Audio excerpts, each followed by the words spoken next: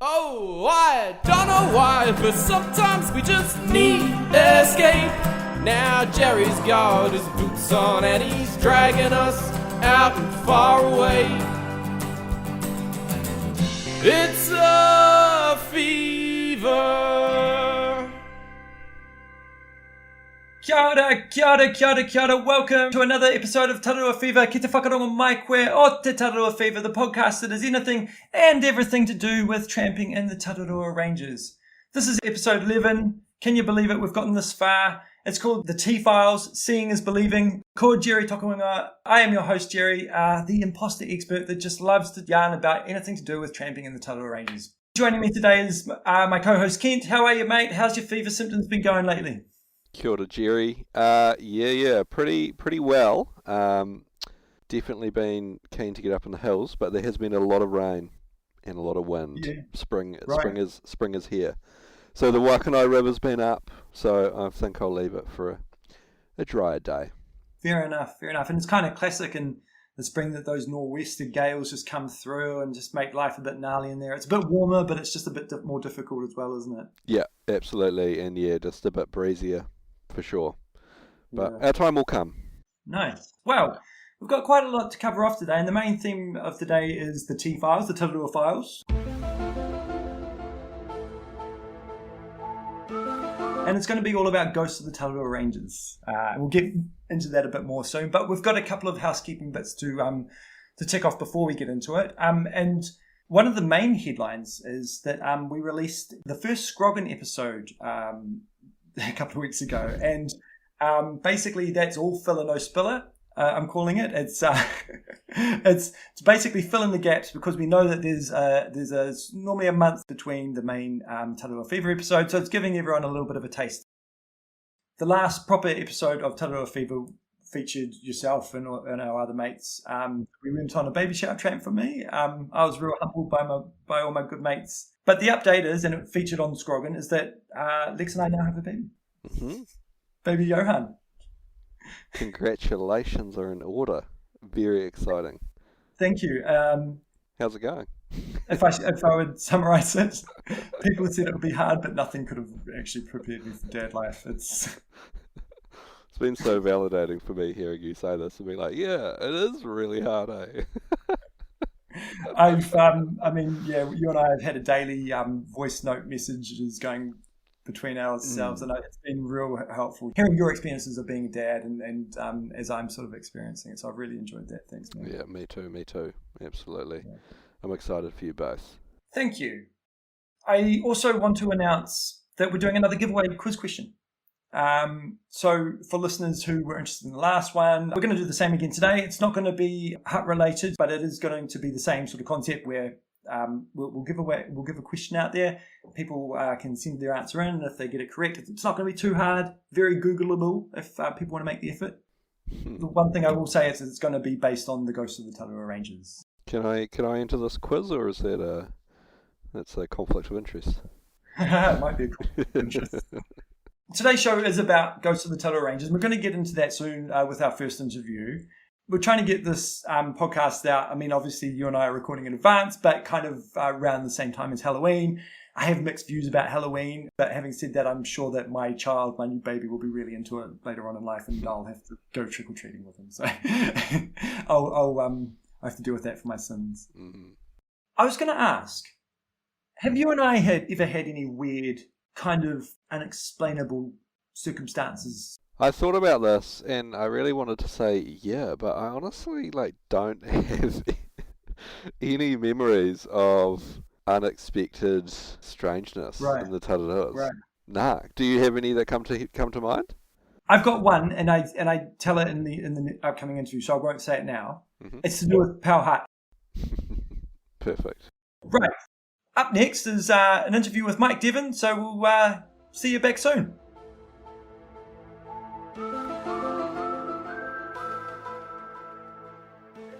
Alrighty, I'm joined by a guest who I met a few years ago at Paraguay Hut, who just so happened to be a fascinating chat. We discussed a range of things about tramping in the Tararua Ranges, so much so that I thought, how could I not invite him onto the show? So joining me today is Mike Devon from Heritage New Zealand, amongst a whole bunch of other things. Kia ora e hoa. Welcome to Tararua Fever. How are you today? All right, thank you for the invite. I feel honoured. It's my pleasure. I did call you a few weeks ago, right out of the blue, and I wasn't even sure if you'd remember who I was at the time. I vaguely remember that. It was night time, and I think I came in at night, didn't I? I think you were actually about to leave at the time. So we got to Parawai Hut at, I don't know, it was a Friday night, maybe 5 o'clock-ish, and you were about to go night strolling. That's right, yeah. Yeah. Strolling is a nice way to put it, yeah. Yeah. Well, from there we got into some, but you stayed about an hour longer than you needed to because we were just chatting for so long. Yeah. You mentioned a bunch of things. And one of the things that you mentioned as a part of your night stroll was that you're about to go check out one of your camps off-piste where you had, a whole lot of food stored and just checking out on things. And one of your frequent areas that you like to go. Yeah. That particular night, I was going up towards Waiwai. Over the years, over 50 odd years, I've set up food caches around the Tararuas, food dumps. And this was one of them. From end to end, from side to side, there are food dumps. Some I haven't seen in 40 years. Others I've had to use in emergency. So that's where I was going that particular night. I call it Camp Saxon after my dog Saxon. We were in search and rescue. And he was a huge Malamute, 62 kg, massive dog. And he was 13 years in the Tararuas. But anyway... well, Mike, I'm kind of going off what we spoke about last time when we actually met each other. And our conversation ended up straying into a really particularly odd area that some might consider. It was the topic of ghosts. I can tell you some stories. I'll tell you the ones that the more not scary, but ones that stick out most from the others. A couple that stick out. One, I was on duty for 7 days, 1991, January, the busiest time in the Tararuas, believe it or not. Mm-hmm. When we were collecting money, I would take out for a long weekend $300. Back then, 30 years ago, it was a lot of money. And that's how busy it was there. Yeah. So I relieved the other hut warden on the Sunday. Saturday night he went out. And so I went from Sunday to Sunday. Believe it or not, from Sunday to Sunday, no one came into the hut. I couldn't believe it. What busy hut were you in, week. Sorry, Powell Hut. The Okay. second Powell Hut. Okay. Right. Been two since then. Yep. Right. I was in the second Powell Hut for a whole week. The only time I saw anyone was the following Saturday. That's 6 days. Well, a fella came in. He sat outside, had his lunch, and he went up to Holdsworth. He didn't even call in on the way back. Didn't even go into the hut. Now, so I'm there on the Sunday. On the Tuesday evening, as used to go into the old hut, there was a potbelly stove, and in front of that were the bunks. And I slept on 2 mattresses right opposite the fire. And it was 11 o'clock at night exactly, on the dot. Precisely. I was laying with my headphones in, with a transistor radio, and I was listening to the news on the national programme, and the time pips came on. And at the last pip, which is a long one, as I mentioned, this is 1991, and when the pips came on the very last pip, my mattress, now imagine trying to bend 2 of those vinyl mattresses with legs on it. Well, they both came up in the air and then slammed down, came up again and slammed down. And I shouted, "Who's there? What do you want? What do you want?" Nothing. Now, I was wide awake. I was listening, waiting for the news Were the and the mattresses weather. almost like folding up or something? Bent up, double. My feet, they come up and almost touch the top bunk above me. Bloody hell. The platform above me. Okay. I came right up at right angles almost. Yep. Lifted me up and slammed down, and then picked up again and slammed down. Just as an aside, this may have been the same spirit, I don't know. But in the November before that, a man and his 2 boys slept where I slept, opposite the potbelly stove. And at 10 to midnight, a man came in and warmed himself by the fire with his dog. And the man stood up and he said, I sat up and said, "G'day, where have you come in from?" And he disappeared. And the door was open. So I had to get up and shut the door. And then when on the bewitching hour at midnight, 10 minutes later, the door opened and slammed back against the bench. Now, I spoke to him about this, and I said, look, he said, I might not have closed the door properly. And I said, all the years I've been coming to this hut, it's never blown open when it's shut. They have what's called a schlag lock. It's a round handle. And they put the handle, the knob, too close to the door frame. So as you went to open the door, you always knocked your knuckles on the frame. And it was always difficult, especially if it was cold, it's winter. It was hard always to open. And so once it's shut, it's shut. It's not going to blow open. But he said that he reckoned he shut the door properly, but it blew open.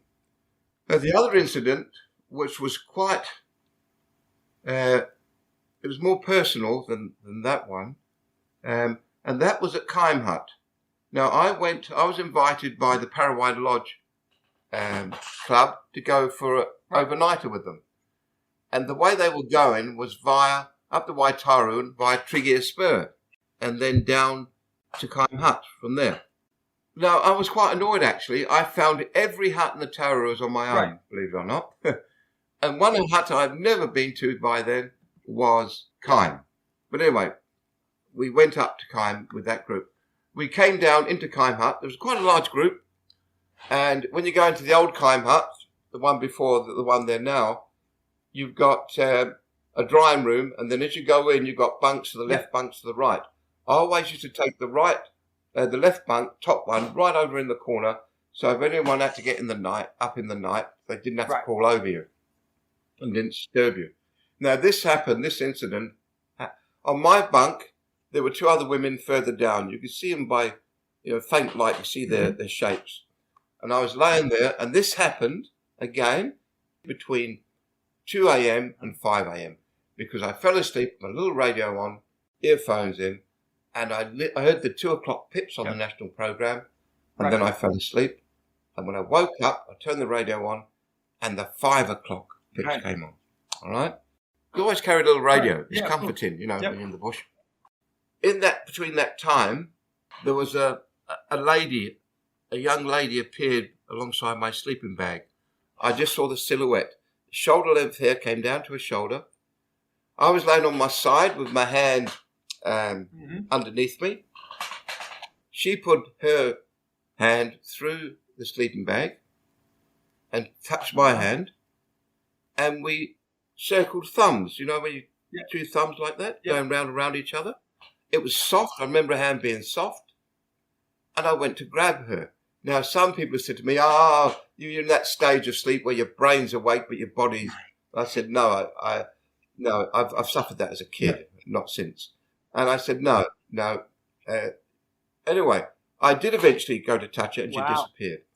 Now, I did a lot of research over the years and about people being lost in the bush and so on. Now, the last big search up there by the dress circle was for a fellow called Jensen. And I think they searched for 10 days, 100-odd people searched for him in 1969, I think that was. That was the last big search up there. But you will not find on record of any woman being lost up there. Now, when I went to work, there was an old married woman called Marjorie, and I chatted to her about it. She said, probably a Maori tribe raiding another tribe, village. She's taken off, got lost in the bush, and ended up there. Okay. All right?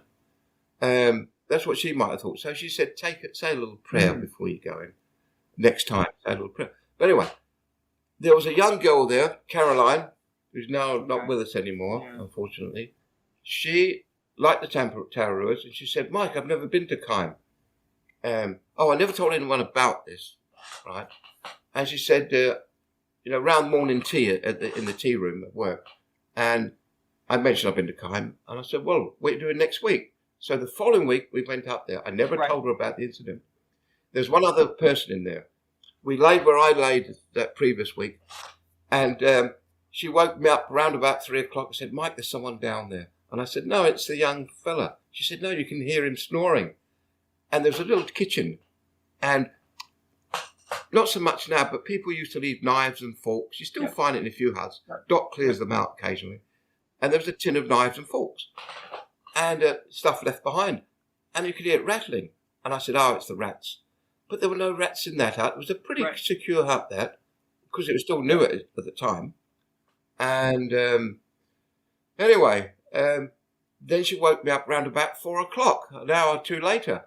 And she said, there is someone down there. And I could hear someone moving. And you could hear the other fella snoring.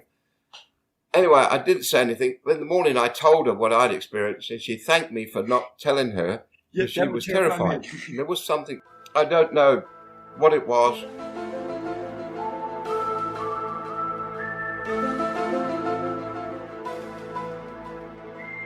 The other stories I could tell are only sort of messy, like one, 1991, just opened the Waitawaiwai new hut, January, and I went into the hut. Now, I like tramping at night as well. I know the track so well. So anyway, I get to the plateau, across the plateau stream. Those who know the Tararua know what I'm talking about. And I get to the plateau, and then as I'm crossing I cross the plateau, and then you drop down Arapito track along the side of the stream there. And you get down, and there's quite a sharp right-angled turn. And I got there, and I was terrified. I'm not ashamed to say that. The hairs went up on the back of my neck, and I felt really scared. And this is after years of experience still, in the Tararuas. And I couldn't wait to get to the hut. So I got to the hut. I was glad to shut that door behind me. Now, in the November, the same year, I'm going in for about 4 or 5 days duty at the hut. And it's a nighttime tramp again, believe it or not. And I get to that same spot, and the hairs go up at the back of my neck again. And I moved it to the hut. Is this inexplicably? You don't know why the hairs are going up on the... No, that spot. And then, it wasn't until I got to the hut that I realised, I thought, this happened earlier on in the year as well to me. And it's never happened since.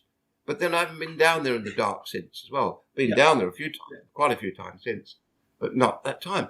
But it was round about the same time. It's just amazing.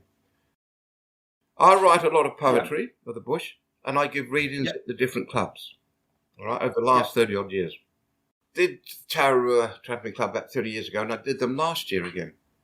And there's all these fresh faces, and they wouldn't remember me from 30 years ago. Halfway through, to break it up, I stop, and I give about 10-minute talk on all the ghosts, the supernatural things I've experienced in the bush. Now, when it's all over and we have supper, cup of tea and the chat, the number of people who've come up to me, I'm not embarrassed. I'm not saying, believe me, I'm saying, help me understand what I experienced, right? Yeah. That's what I'm saying. But people are too frightened to speak about it. So when they see me quite openly talk about it, they come up to me afterwards and they tell me so many stories that they've experienced in the hut. This might be a good time for me to interject here, because I have my own story that I'd like to share with you. And it's actually going back to what you were previously saying about Pow Hut. I was probably about 15 years old, maybe 14. I think it was the first time my father had taken me on the Holdsworth circuit. I was with my oldest friend and still my best friend. We went to kindergarten together. His name's Ben, fantastic guy, and with his mum and one of her colleagues. And so there was 5 of us. Staying the night in Pow Hut 3, I reckon it probably would have been. They're probably the one built in 2000. Yeah, it's probably pretty fresh. Yeah. And now, I can only speak to this so much because I didn't actually experience it myself, but the people who I was with, everyone else that I was with, all heard at about 6:30 a.m. the hut door open. And it's opened, and they've heard the clumping of boots come in, stomp, stomp, stomp, stomp, stomp. They've heard the billy get put on, the water go, the primus get lit. They've heard someone stirring like a hot chocolate. Just they thought it was the ranger, and because the ranger's got his own quarters in there. And when we got up at 7 o'clock, absolutely nothing. Yeah, a lot other people experienced that. But now the first Powell hut there, named after Ian Powell, there was a ranger in there. Now he was he got up to the hut at night, and he said, "I'll make a cup of tea." So he went out to the tank, which was outside, filled up his billy, turned the tap off, went into the hut, and he heard the tap running. And he said, "I'm sure I turned that off." Anyway, I went out, turned it off again. And he went back in, and a short while later, the tap was running again. So he said, "I'm sure I turned that off." This is him relating it. So he went back in, turned it off, went back in. And then it happened a third time. And he said, "Someone's having a game with me." So he turned it off and went back and stood in the doorway, hand on the doorknob with a torch, waiting. The tap came on, and it went, just like you can today, around the hut. No one there. It frightened the life out of him. So he turned it off. And then he went, and then he heard it running. And he said, "I let it run." He said it was frightening so much that he made sure, like you do, and he turned it off. And so there's a 1,001 stories. And they talk about Cedric the ghost, Cedric Wilson. He I think in 1941 he died up there. Yeah. But it's very real. I've experienced it. And other people. Some people, now at Kime Hut, when I was telling the story about the ghost there, one fella came up to me, but I never got to actually question him too much because someone else distracted me. And then he left. He said, "I'm never, ever going into that hut again." He said, "I had an awful experience in there. But I never got to," I think that was the Lower Hut Tramping Club. Look, thank you so much for joining, Mike. I actually hope to have you on again. I think you've got some fascinating Tararua discussions here. You're just a fascinating chat. Pleasure talking to you, Jerry. Thank you so much again for your time. But before we go, you were going to recite a poem that you just sort of mentioned that you sort of recite to the tramping clubs when you go. Would you like to do that? Yeah. This one's called Darkness. It's being in the hut at night, and you look out the window and see all the stars. It's magical. So I'll start now. This is called Darkness. When the ribbon of darkness falls, and candles breathe their fire, when shadows dance on walls, and the weary all retire, when distant river sings, and moths appear in droves, when rain on hut roof rings, and possums solo roves, when wind whispers low, a moorpork hunts its prey, when fire embers glow, and track grey winds its way, then this is the time I long for, when foresters come to rest. Like countless times before, the night time is the best. And that was written at Powell, that one, in April 1993. Fantastic. I want this one read at my funeral. I'll do this one first. Sanctuary. Glad to be back in the bush, back in the ocean of green, away from the shove and the push, and the city life so mean. Among the trees so tall and lush, free from worry and stress, to leave behind the clamour and fuss, just tranquil thoughts possess. To feel the calling breeze in summer when winter's gone, to hear at night it rustle the leaves as it plays its mournful song. The changing sky to watch a while and see its moods unfold like a heavily painted tile with colours bright and bold. The valleys and ridges beckon, their flora and fauna abounds, extending an open welcome to soothe away the frowns. So to the hills with me ascend, leave the world and sorrow. Nature, the healer, your soul will mend. Come take my hand and follow. That's Sanctuary. Sorry, Mike. Aha! Aha. Was that last one still recording, do you think? I think it did. It's the ghost of the Tararuas. Ooh.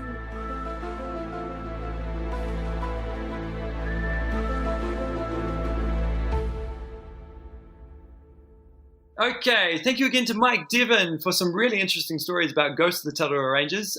Look, and I totally understand that everyone might not subscribe to these sort of stories or believe in ghosts and whatnot, but everyone has different experiences, eh, Baz? Yeah, I think it adds to the mystique of the Tararua Ranges. You know, everyone has a different experience, even on the same weekend within the Ranges. And, you know, I think the Cedric the ghost story is an example of that, where, you know, it's a myth and everyone has kind of a different interpretation of it, but it's what makes the Tararuas even super more fun. interesting. Yeah, Yeah. exactly. And just to add to a little bit more mystique, Mike and I had some real bad connectivity. I was dropping out heaps, and so it made for a real interesting interview. So, you know, people might pick that up during that interview. Maybe not. Anyway, let's take a break, Baz. We'll go get a cup of tea, etc. And after the break, we've got David Barnes from the Public Access Commission, which also has nothing to do with Ghosts of the Tararua Ranges. So please stay tuned. It's a very interesting chat, that one, and we'll catch you later. See you soon. Oh, we've been walking miles and now we'll take a break. And Jerry's got his boots up, so we'll sit a while. Don't you go away.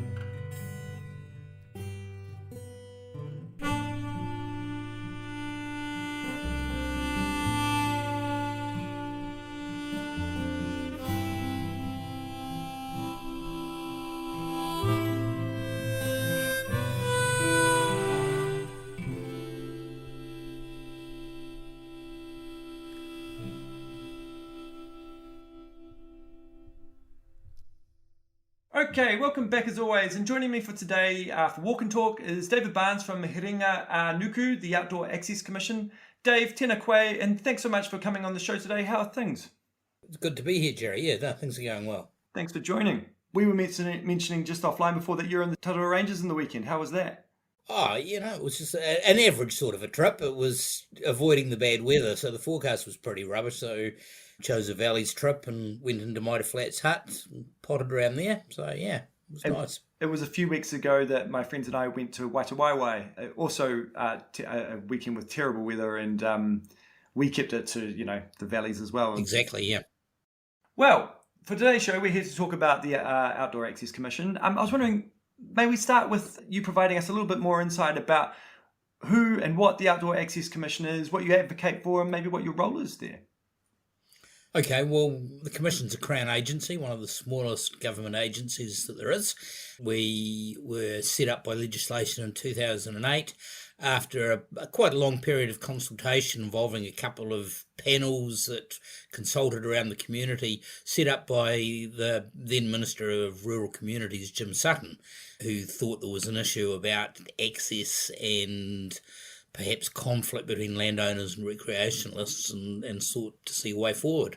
So here we are. We've 17 years down the track, and we've got a little agency that's ticking along. Very good. And I think the more that I've dug into places like the Tararua Ranges, the more I've realised that it is actually a matter to contend with, whether you agree with public access or limited public access or on the side of the private landowners and stuff like that. It is a thing that needs to be addressed. Yeah, well, that's the thing. The Tararua Ranges are mostly part of public conservation land, so there is an inherent right of access on just about all public conservation land, but sometimes the question is about getting to it. Yeah. And I think you and I were talking a week or two ago offline, and you said that once you're in the public conservation land, you can actually go wherever you want. You don't have to stick to any sort of track. You can go and off-piste wherever, but it's actually just before you get in there that you we have to abide by the rules. Yeah. Exactly, yeah. Very interesting. In doing a bit of research for this interview, I went onto the Outdoor Access Commission website, and it's really, really informative. There's a really good website there with lots of different pages about different types of access, legal roads, paper roads. Yeah, sure. So, yeah, the website's full of pointers and hopefully useful information. You talk about legal roads, so sometimes called paper roads, unformed legal roads we like to call them, because that emphasises the fact that they have the same legal status as Lambton Quay or George Street or Queen Street. They exist as public access, but the ones that are called paper roads are sometimes called that because some people say, well, they only exist on paper, they're only lines on a map, but they still exist. They're an important part of our work. Yeah, that's really interesting. You don't always, I guess you don't always see them when you're out there in it. Exactly. And sometimes it's not that easy to work out where they are. And in the old days, that probably required a surveyor to be certain. But, of course, with digital mapping these days, that's got a lot easier. And we have tools for that. One of our probably most important functions is our mapping service. So the maps which are available, just tap onto our website, but also WAMS, if you Google WAMS maps, you find our maps, and so with that you get the full suite of topographic maps that we're all used to, plus the option of switching on to aerial photos and a couple of other base maps, but they're overlaid with details of various forms of public access. So it'll tell you where the public conservation land is, or the council-owned reserve, or the legal public road, or various other mechanisms such as esplanade strips, which are created under the Resource Management Act, and marginal strips, which are created under the Conservation Act, and they're both along the margins of rivers along the coast, and there's a suite of others. So they're all shown on the maps, and because, of course, some of us like to get out and about into places where there's not necessarily internet access, we've got a wonderful little app called Pocket Maps, also available off our website or off the usual places you buy your apps from, or these are free, and it gives all that same stuff offline. When I had a look on the website, it just looked like, well, I mean, I've got Topo GPS maps that I can use whenever I'm out in the Tararua Ranges or anywhere else, and it kind of just looked exactly the same as that, but just like you said, it's got those almost like the GIS overlays of the different types of land that you're on any given occasion. Exactly. I think it did distinguish between different types of private land as well, I think, but I can't. Yeah, not sure. No, I don't think it does, but it does. Essentially, land is either private or public. Yeah, okay. But it will tell you the different types of public. Yeah. No, that's really interesting. Other things that I was noting on the website is about responsible behaviour. I guess that's not always just trampers. That could be anywhere. You could be on a coastline or accessing certain types of beaches or anything like that. Or you could be a hunter going into the bush. You could have a four-wheel drive. You could have a dog. And there was lots of different tabs that sort of, provided information around that. So, is that quite a significant factor in taking into account when you are going off adventuring? I think it is, and if you're on or adjacent to private land, especially stuff that's farmed or just where people are living, things like dogs and guns can be a concern to people. So most of the stuff should be common sense, but the old saying is common sense isn't as common as it should be. Yeah, no, absolutely. The queries come out in terms of, can I get from here to here? Is there access to the park boundary from this area? And in some cases, there'll be a legal road. In some cases, there'll be private land that you're going to require permission. In some cases, and some of the notable entrances to the park have long-standing agreements for generous landowners who are allowing swathes of trampers and hunters to wander across a kilometre or two of their paddocks to get to the public land so that we can go and play.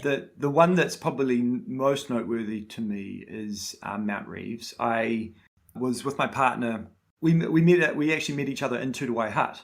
So we thought we'd go for a midwinter tramp. We went up to Alpha for a night, and then we came back down and stayed in Tutuwai Hut. And it was a really nice night. We were just by ourselves, just sort of collecting a bit of firewood. It was kind of a bit of an anniversary for us to go back there again to the place we met. And then 2 students came out of nowhere and told us that about 14 to 17 others were on the way. So that sort of took the romance out of that night a little bit.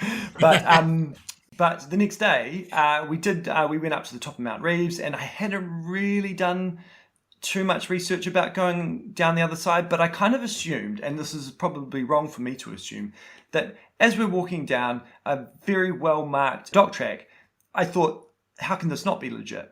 And the more we got down the other side of Mount Reeves, the more I could see it was sort of turning into a bit more pine forest. You're sort of starting to come across a bit more sort of signs of civilization again. And we eventually hit a fence, an electric fence, and on the other side of that was a paddock. And so we had to navigate through said paddock and discreetly out the other side, which was quite a bit of a walk. But, in retrospect, David, I wish I'd done things a little bit differently. Now I realise that probably getting permission from the landowner, because I don't think that this is public access, was probably the better thing to do on that occasion. Can you tell me a little bit more about that access point around Mount Reeves? When I picked up the job 3 years ago, it was one of the cases that was on top of the pile. So the story there was that the farmer had over the years allowed people to wander up that access, and it wasn't a particularly high use route into the Tararua, but it changed a bit because what was GNS Sciences, I think they're called Earth Sciences New Zealand now, identified a point near the top of Mount Reeves as the centre of the Zealandia continent, and put a plaque up there. So suddenly there's a whole lot more interest and a bit more traffic up there. And he said he had increasing problems with people parking in silly places and blocking access ways. He also said there was a problem with rubbish, which surprises me because I don't think trampers are generally fly tippers, so I think that might be a separate issue. But anyway, for whatever reason, the route that was marked, and it was a dock-marked route, and I think there was a dock sign there at the start of the track, at the bottom end of it, was on his land. And so he did what he's legally allowed to do and said, enough, I don't want anybody going there. Now, there is one of these unformed legal roads up there. And so the queries started coming in as, well, can we use the unformed legal road? The short answer is yes, you can. The long answer is, but you have to be on the legal road and nowhere else. And so then the question of, well, where the heck is the legal road? And if you look at the map, it looks like it goes up the side of the river initially and then cuts back across the paddock and goes roughly parallel to, but not in line with where the marked route was. So the doc had attempted to do some negotiations around this, and it almost got there, and then I think the property went on the market and the guy said, look, conversations finished, talked to the new owners, and then the property came back off the market. And so when I came on board, it was sort of time to try and re-initiate those discussions. And I tried, and he didn't want to, and he didn't have to. So then the question is, well, what about this unformed legal road? And somebody, I think it was somebody at Dock, said to me, I think that legal road's in the river. And someone else, another tramper, said, no, I'm sure it's not. So the upshot was a couple of us went out there with GPS gear and went and had a play around and scrambled around the bank for a bit, and then found that the legal road does go up the river. So we went up the river for a bit, and then when it comes ashore, it's into a massive super jack and horrible stuff. And then eventually pops out on the paddock and probably be reasonable going. But that close to a road end, the public authorities, Dock, and the council, because the council essentially owns the unformed legal road, weren't particularly happy about the idea of having to try and mark a route that went up the middle of a reasonably decent-sized river. Really, that one came to an end at that point. But if the property sells at some stage in the future, we might be able to reopen discussions. And in the meantime, Dock have agreed that they are going to reopen or re-identify on the ground the other route up to Mount Reeves, which goes off from the Waihini Gorge end. Turns off the route to Cone Hut, 2 or 3 minutes from the bridge. In fact, there's a sign there that says, don't go on this track, it's not maintained and it might be dangerous. And it's actually quite usable, quite followable. And there's a guy's been tidying it up. When I was up there last, it was in quite good order. Yeah, I do not. But hopefully that'll be signposted at some stage in the not too distant. Oh, great. And it's, going up to, if you take that route to Cone Hut, it's pretty steep. So I imagine that some people will be quite grateful for an alternative route that sort of takes you to the Taranika River. Well, it makes a nice little round trip too. I went up there over Mount Reeves down to Tutua and came out by Cone. One of the things that's a wee bit sad about losing the Woodside access, the Waihini Valley access, is it was probably the closest access into the Tararua from a public transport point, because it was about 4K from the Woodside train station.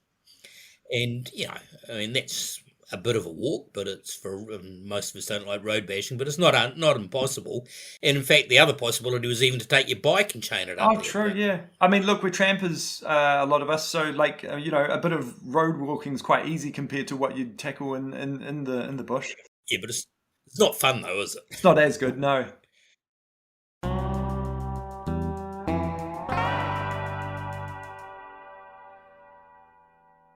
In terms of someone like the example of Mount Reeves and that private landowner, is there particular liability that landowner might have in terms of if, someone comes out onto... No liability? No. Unless they're doing something obviously dangerous. So if they're felling trees, no different from someone felling trees, in your urban area, you've got a responsibility or something like that. But general farming activities, no. The previous iteration of the Health and Safety Act, the Health and Safety and Employment Act 93 or 2, I think it was explicitly clear that a landowner only had a duty to warn.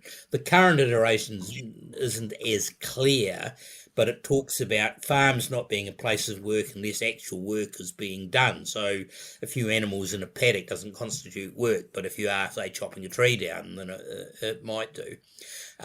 So that was more ambiguous, but there's been some court cases, and the notable one was the one around the Whakaari White Island case, where WorkSafe sought to prosecute, amongst others, the landowners, and they were clipping the ticket on, they were charging the tour operators so much per person, and that went to the Court of Appeal, and the Court of Appeal came down quite strongly on the fact that because they weren't running the activity, had no liability for people. And that's commercial users, so it makes it even clearer that the non-commercial users there's no liability for. So unfortunately, we still hear it a bit, that landowners will cite health and safety reasons for not wanting people on their land. We've got a fact sheet that's downloadable from our website. And I actually suggest to people, save a copy of that on your phone. And if you're having a conversation, say, well, look, here's the advice. And not only is it from Herenga, the government agency responsible for giving advice on public access, it's got on it the logos of, amongst others, Federated Farmers and Fish and Game and Federated Mountain Clubs. So, those organisations were all consulted, and you'd say, well, look, here's Fed Farmers' mark on this. But when all's said and done, though, a landowner doesn't actually have to give you a reason to not let you on his land. So, some of the ones that are saying health and safety have genuine concerns. Some of them are just being overcautious, some of them will be poorly advised, and some of them I suspect are using it just as a smokescreen when all they really want to do is say that they don't want you there anyway. And really, they don't have to give you a reason. They could just say no. If it's private land, they can say no. Having said that, is there something to be said about people like myself who want to go tramping and possibly access private land at some stage, getting in touch with a private landowner, being respectful and saying, hey, look, this is what I'm planning to do. I'm doing it in XYZ amount of time ahead of time of, my trip, and giving them reasonable consideration to say yes? Oh, absolutely. Yeah, very much so. They don't have to say yes, but they don't have to say no either. So, and yeah, if you don't ask, you don't get. By all means, people should do that. And there's there's an argument where there is unformed legal road crossing, say a paddock, that although you technically don't need permission to be on the unformed legal road, given it's going through the guy's paddock, it's not unreasonable to actually give them a heads up and say, hey, that goes through your paddock. He might say, look, we've got lambing going on there that week. Can you go a different week, or can you go round through the other paddock where there aren't any lambs or something like that? As I say, and while you can say legally I'm going up that unformed legal road, I'm allowed to do it, you've got to get on with people. You've got to be reasonable. That's really where I was sort of thinking, David, in terms of just, asking nicely, respectfully, giving all the information that you can about your intentions, and just saying that you're happy to respect the land that you're on, knowing that it's their private property. I was just, my mind went to the Tararua Facebook forum, which I do keep an eye on. And there was one post a while back of someone, and I think it was at the Wainawa Road End just out of Masterton. And I think they were wanting to hit the Pines. And if you go from that road end, you go across private property, you literally go through the paddock. You're probably quite familiar with it from the weekend you've just had. I've been through there before when there's plenty of cows around me and stuff like that, and it's all pretty fine. There's the landowner's happy to provide that access, but there is a portion of that. If you want to go up to the Pines, from this post that I saw, you have to ask permission. And they were sort of saying, someone had commented saying that the owner's pretty reasonable, pretty happy to provide permission. You just need to get in touch with them. And someone had the contact details for that particular person that had the property there. So that, that's quite a good one. Was that about the route over from there over to Holdsworth? I think so. I mean, yeah, just looking at the map now, if you go up to the top of that Pines Peak, which doesn't quite have a proper elevation there, you come back down the other side and it says Winsenberg Hill, and you'll drop into the Holdsworth campsite roughly there, I think. I've never done that myself, but... Yeah, no, I haven't either, but even when I first moved to the Wellington area and was looking at what to do in the Tararua, and you think, you go in there and come out there, and it's a long haul by car to go all the way back to Masterton and then back into the other road end, and you think, you just sneak across there, and you think, I wonder. But yeah, it is private land, and that's right. Want to do that, you got to ask. In terms of other access points, I mean, I think that Wainawa Road End is a really good one where you are going over private property, but the person there is allowed access. And I think I mentioned Podes Road End again, where it's not too long. Yeah, well, that's a similar one. It's a long-standing access where there's dock signage and dock marker posts, and it's just an accepted entry point.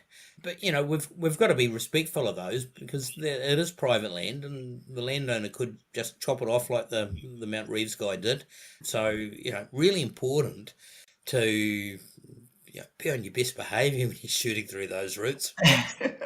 For risk of stating the obvious, and I don't mean to ask silly questions here, but how can we do that? How can we best respect private property? Park where it says park here. In the Wainawa one, there's a big sign up just as you go in. It says don't bring your vehicle past here or you'll get towed. It's a dock sign. Don't disturb stock. Don't leave a mess around. Leave gates as you find them. Yeah. Just the normal standard common sense stuff that we should all know if we're out playing in the outdoors. Yeah. I think a big one for me is, and this is just my personal experience, is that you are often around live stock. There'll be a cow just chewing away, looking at you as you go past. That I find unnerving sometimes, because I don't necessarily know what that animal's thinking, that big burly beast. And I try to go pretty quick sometimes through there. I was walking through the northern point of the Tararua Ranges, and there was a big beast there that had this look in its eye that it didn't really enjoy our company. And so it's not only just about being respectful, it's about moving quickly if you're not confident about a big cattle in your way, basically. Yeah, and I suppose we look at them and think, that one looks mean, but I wonder if we're just anthropomorphizing in that situation, and that way he might actually be really happy or completely ambivalent about your presence, but to us he looks big and mean. Yeah, I mean, I could have definitely been doing exactly that. Because the other thing I assume is that a farmer probably wouldn't really want to put livestock that could be aggressive anything in the same area as people coming through, and that's kind of what made me ask about the liability question earlier. Look, there are cases and places where people don't want to allow access, and unfortunately, and I've never personally had to deal with one, but I've heard of cases where there's a strong suggestion that someone's put a herd of bulls on an area where people are going to go past, essentially to deter them from doing so or make them, which is really unfortunate. I wouldn't really want to assume that of too many people. Yeah. No, no, extremely rare. Well, thank you for all your knowledge today, David. It's been a really good catch up. Thank you for coming and telling us how we can be more responsible as trampers or hunters, or however we like to access the Tararua Ranges. It's a fantastic playground to have. So having one of those fundamentals nailed down is such a massive part of it that we probably don't even think about it that often. But really great to address some of those matters today. So thanks very much for coming on the show. You're very welcome. Was that your phone? It's my phone. It's a key of my ringtone. Okay, thanks again to David Barnes from the Outdoor Access Commission. I do encourage you guys, listeners, to go and check out their website. It's really great on information about accessing the natural environment in general, whether it be beaches or, like the Tararua Ranges. Private access is a big one. It's got all the caveats around firearms, horses, biking, four-wheel driving. And then there's also the Maps app that you can download. So I'll put some of the links in the show notes for listeners as well. So Baz, Yeah. last but not least, we've got our giveaway quiz question. Now, the prize for this is a $50 Earthsea Sky voucher. Very I nice. contacted my guy Mike at Earthsea Sky around the corner from my work here in Christchurch. They're really awesome in there. They're a family-run business. It's all designed in New Zealand, and it's as Kiwi as you can get, I think. So it's my pleasure to sort of promote them. They're really awesome. Friends of the pod. Yes. So in line with the Ghost of the Tararua Ranges, I'm about to say the description question. Intro spooky music, please, Finn. My name is Basil Blatchford, and I once roamed the main Tararua Range. I now live at roughly 1,371 metres above the mist. I was a hunter before the rangers claimed me. If my spirit were to haunt a hut, it would be one whose second version or iteration was built in my honour. So tell me, trampers, avid Fever listeners, where do I rest, and now what marks my final resting place?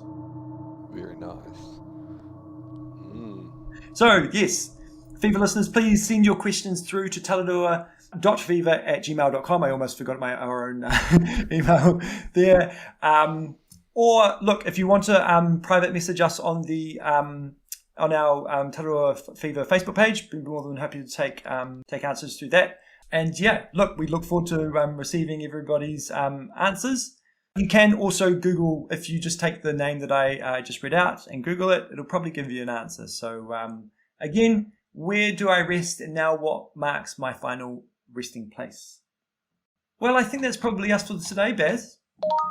Emergency breaking news. Otaki Gorge Road is closed again. Just past Blue Bluffs. Probably been closed now for a fortnight, I'd say.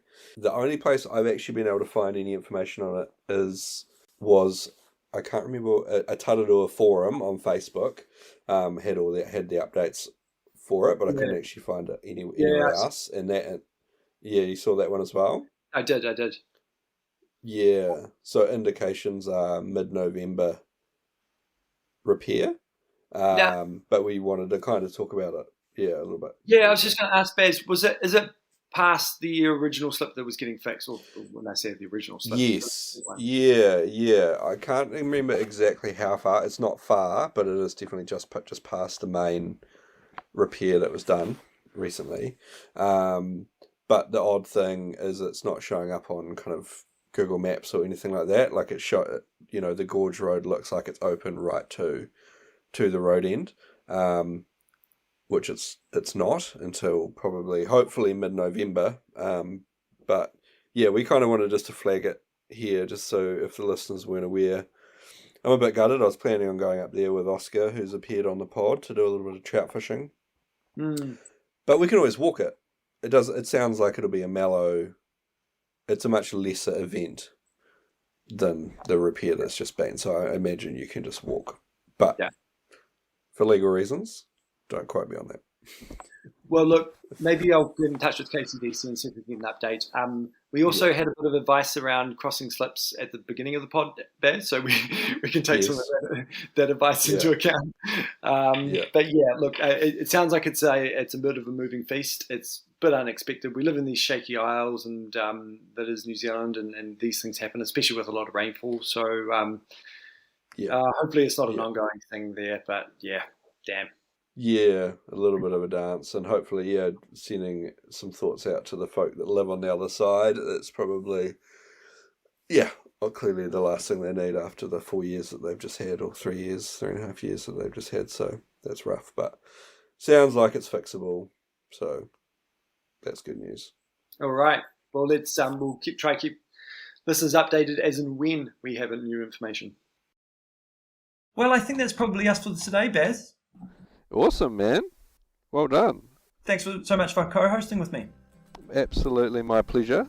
And I very much look forward to getting some plans in the calendar for the next wander. Yeah. And I hope the next few days and with Johan and settle in.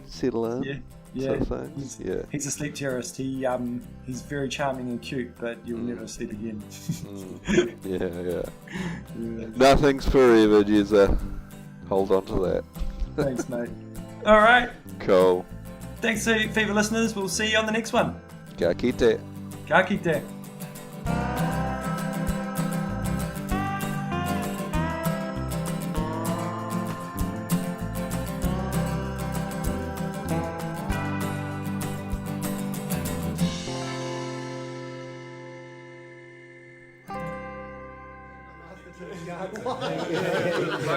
Hey lads, thanks so much for being here on this Baby Shower Tramp. Has anyone seen that Doc have stolen our segment on Knob of the Week lately? Crazy, eh? Yeah, surely that can't be a coincidence. Jerry, what do you have planned for the next show? Yeah, didn't you say you were interviewing that guy we met last time we were at Tararua Lodge? I'm thinking of doing an ep on Ghosts of the Tararua Ranges, and definitely interviewing that guy. Oh, cool. That sounds fun, Jezza. Jerry, did you mention anything about Putawai Hut being haunted? Because that candle over there in the corner is floating slowly towards us. Yeah, and can anyone else see that old transparent guy over there? He just left through the walls. Jezza, maybe the content for the next pod is coming slightly early?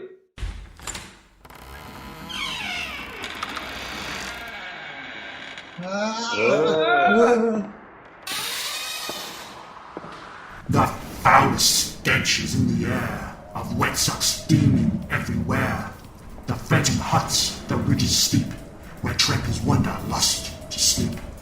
And whoever takes this track, without a compass on their back, must face the ghosts of the Tararua night, and shuffle step to morning light.